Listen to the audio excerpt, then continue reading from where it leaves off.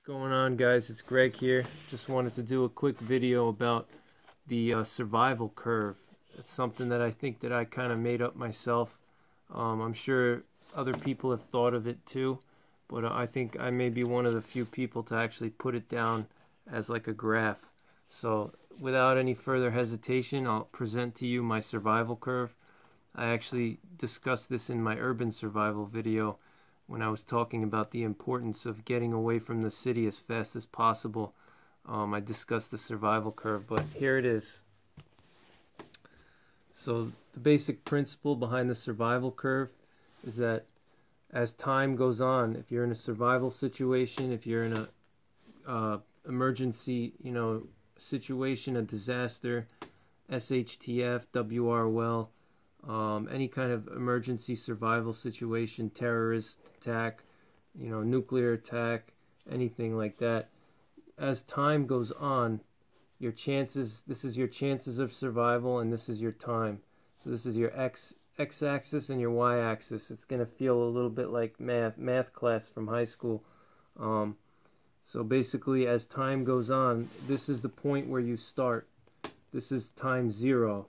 This is where your chances of survival are the highest. You see, it's all the way up here, and this is where, let's say, this is right when the situation happens. Let's say your plane crashes in Alaska somewhere, or like in that movie The Edge. This is your time 0 right here. That's right when the plane crashes. Or if your boat sinks, or a terrorist attack happens, nuclear attack, SHTF, something like that, WRL, this is where your chances of survival are at the highest, right after the event, and then as time goes on, your odds, your chances of survival start to go down. As you go further and further in time towards infinity, the chances of survival just go down and down and down. And there's a few reasons for that, but the reasons I'll talk about is that the more time that you're away from home, there's more things that can hurt you. You can be succumb to the elements, to the weather. You can be succumb to dehydration, starvation, disease, injuries. Let's see what else. Physical, violence, if it's like a WRL or SHTF, if you're trying to get home from a city. Let's say you work in a city and you're in a get home type situation, and you're on your way home. As time goes on, your chances of survival just start to go down, and they diminish, just because the further you're away from home, first of all, when you start here, you're usually fed, and you're usually well nourished, well fed, you're hydrated, everything is good in the world. And then as time goes on, the world gets worse. There's more chaos. If we're talking about WRL, there's more chaos. There's more, more instability. There's more civil unrest. There's more hungry people out there. There's more criminals on the loose. There's more bad, dangerous people out there as you go further away from the WRL starting. As you go down in time, your chances of survival are going to go down, as time goes on, especially when you're away from your bug out location or any type of, longer term residence that you can shelter in.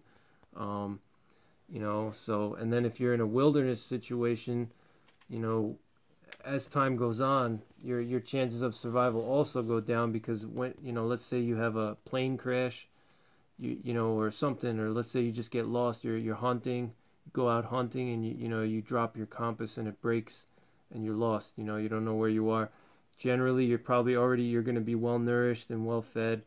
You're not going to be depleted of nutrients.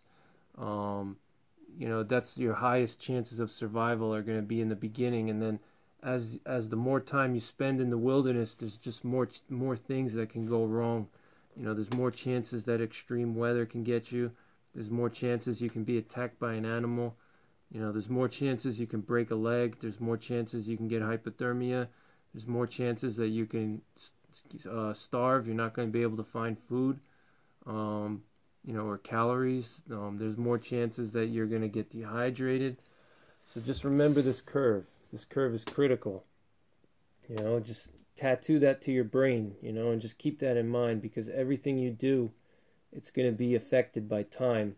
I mean, especially more so in a survival situation, WROL, SHTF, a get home situation, wilderness survival.